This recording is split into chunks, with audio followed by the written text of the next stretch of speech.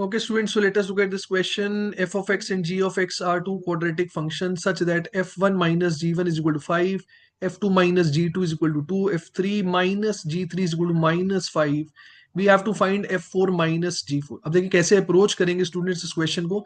अगर आप given equations पे ध्यान दें, each of the equation is of the form F X minus G of X, right.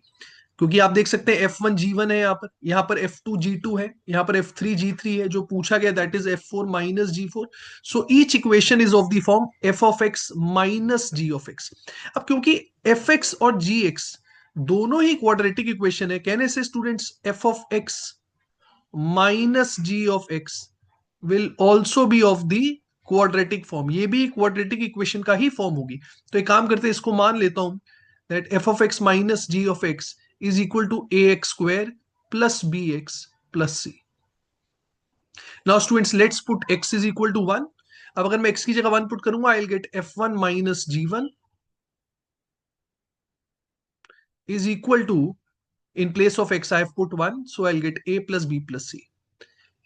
अब देखिए f1 minus g1 की वैल्यू हमें क्वेश्चन में गिवन है, that is equal to 5, so I can say a plus b plus c is equal to 5. And similarly students, if I put 2 in place of x, है ना, x की जगह मैंने 2 put कर दिया, I'll get f2 minus g2.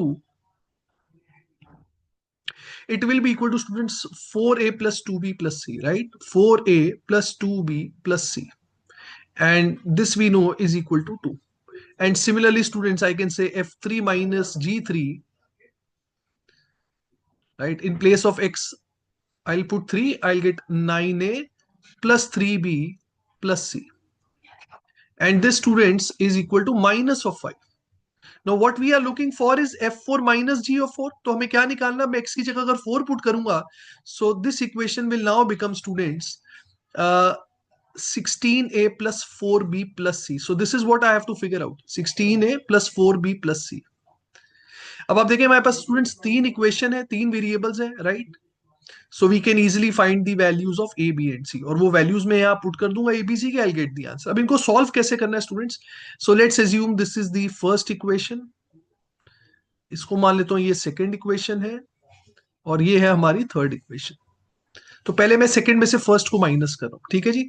Second में से first को माइनस करूंगा, सी एलिमिनेट हो जाएगा, I will get 3a plus B, 3a plus B will be equal to negative of 3. And similarly students, अब मैं थर्ड में से सेकंड को माइनस कर रहा हूं, ठीक है. थर्ड इक्वेशन में से सेकंड को माइनस कर रहा हूं, so I will get 5a plus b, 5a plus b, and this will be equal to minus 5 minus 2, that is minus of 7. अब स्टूडेंट्स इन दोनों इक्वेशंस को सॉल्व कर लेते हैं, ठीक है.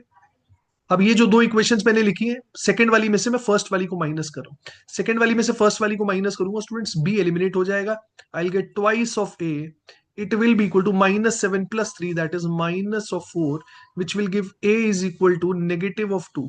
अब स्टूडेंट्स a की वैल्यू आ गई है -2. अब a is equal to -2 मैं इस इक्वेशन में पुट कर देता हूं, so I will get -6 plus b is equal to -3. Okay, a की जगह -2 पुट कर दिया, I get -6 plus b is equal to -3.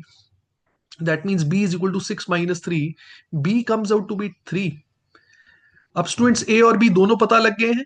a plus B plus C हमें पता है, ये जो पहली इक्वेशन है a plus B plus C is equal to 5. a और b की वैल्यूज में यहां पुट कर दूंगा, तो c की वैल्यू भी आ जाएगी स्टूडेंट्स.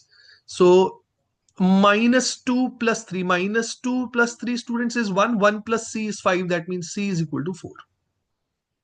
आप देखिए a b c वैल्यूज मेरे पास आ गई, यहां पर मैं पुट कर दूंगा. सो 16 times minus of 2 plus 4 times 3 plus 4 will be the correct answer, and this students comes out to be -32 plus 16, so -16. Option C will be the correct answer.